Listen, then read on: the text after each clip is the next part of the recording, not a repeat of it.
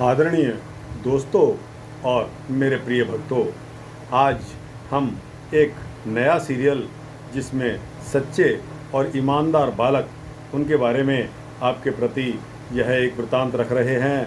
दोस्तों, इस वृतांत का रखना आपको शिक्षा देना है और दोस्तों वह शिक्षा जो आप सभी के लिए आज के समय में बहुत ज़रूरी है।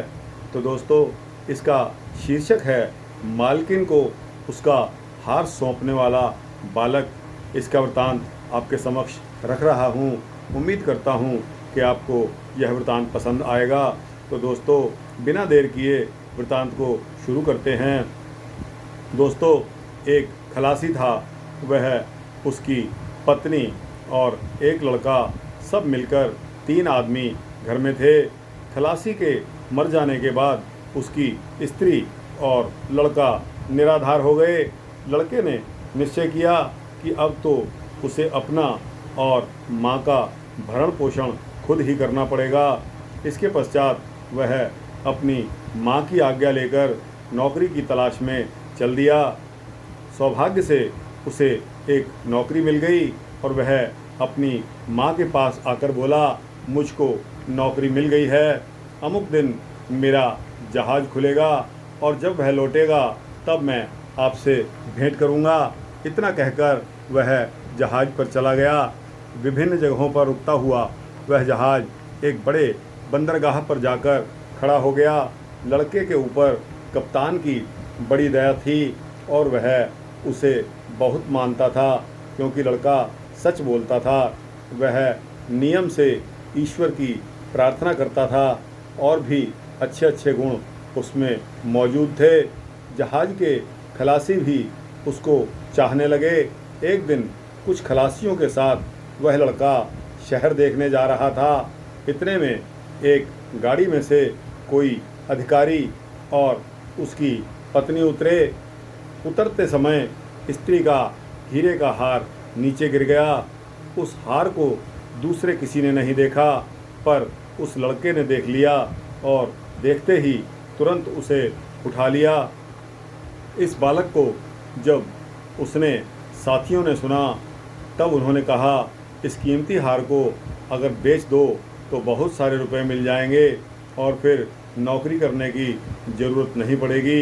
यह सुनकर लड़के ने कहा कि यह हार तो दूसरे का है, मेरा नहीं है, और हम यदि इसे ले लेंगे तो हम चोर बन जाएंगे। चोरी करना महापाप होता है। मेरी माँ कहती है कि मनुष्य की आँख को तो धोखा दिया जा सकता है, पर ईश्वर की आँख को कोई धोखा नहीं दे सकता, क्योंकि ईश्वर सर्वत्र है, यूनिवर्सल है, सब जगह मौजूद है। इसलिए मैं तो जिसका हार है उसी को वापस दूंगा। साथियों ने उसे बहुत समझाया, पर उसने उनकी एक ना सुनी। वह हार जिस स्त्री का था उसे उसने जाकर वापस कर दिया। उस स्त्री को हार मिलने के से बहुत ही आनंद हुआ और उसने उस लड़के को इनाम दिया। कप्तान ने जब यह सारी बात सुनी तो वह भी उस लड़के पर बहुत अधिक प्रेम करने लगा। सत्य से प्रेम कौन नहीं करता दोस्तों, इसीलिए सत्य का बहुत अधिक महत्व है। सदा सत्य बोलो और सत्य की ही जीत होती है। दोस्तों, कठिनाइयाँ तो सभी को आती हैं और सत्य बोलने वाला अगर यह घमंड करके बैठ जाए कि मैं सत्य बोलता हूँ इसलिए मेरे को कठिनाइयाँ नहीं आएंगी या कम आएंगी, तो शायद ये उसकी भूल है। दोस्तों, सत्य बोलने वालों के लिए कठिनाइयाँ कुछ ज़्यादा ही आती हैं। जैसे आपने सत्यवादी हरिश्चंद्र जी के बारे में सुना होगा। दोस्तों, सब कुछ चला गया, राजपाट सपने में सपना आया था कि वह किसी को राजपाट दे बैठे हैं और उसका नतीजा यह हुआ कि उनको शमशान भूमि में मुर्दे जलाने की नौकरी मिली। यहाँ तक कि उनके अपने बेटे रोहित की मृत्यु सांप के डसने से जब हो गई और उनकी पत्नी तारामती जब लड़के का संस्कार करने के लिए शमशान पहुंची तो उनके पल्ले एक ढेला भी नहीं था। और वह स्त्री लड़के को ऐसे ही शमशान भूमि ले गई। वहाँ नज़ारा क्या होता है कि बेशक राजा हरिश्चंद्र अपनी स्त्री को पहचान जाते हैं, अपने लड़के रोहित को भी पहचान जाते हैं, मगर ड्यूटी बाउंड होते हुए वो कहते हैं कि जब तक 1 टका नहीं होगा तब तक मैं इस लड़के का संस्कार नहीं कर सकता।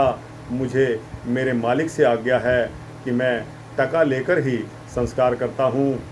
अगर किसी को पता चल गया कि इसने अपने लड़के का संस्कार बगैर टके किया है तो दोस्तों मैं बदनाम हो जाऊंगा।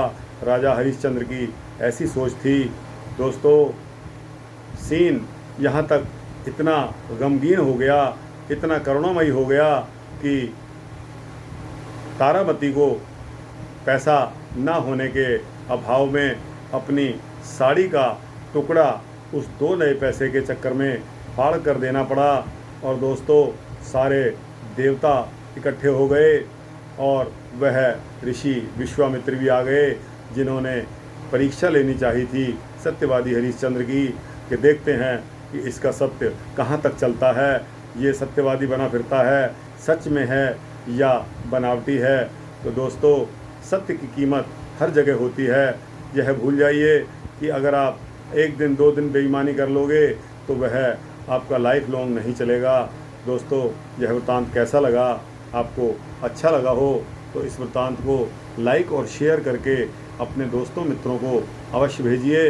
और इसी तरह के वृत्तांत पाने के लिए इस चैनल को सब्सक्राइब करेंगे तो इसी तरह के धार्मिक वृत्तांत आपको मिलते रहेंगे। जय श्री राम, जय श्री कृष्ण।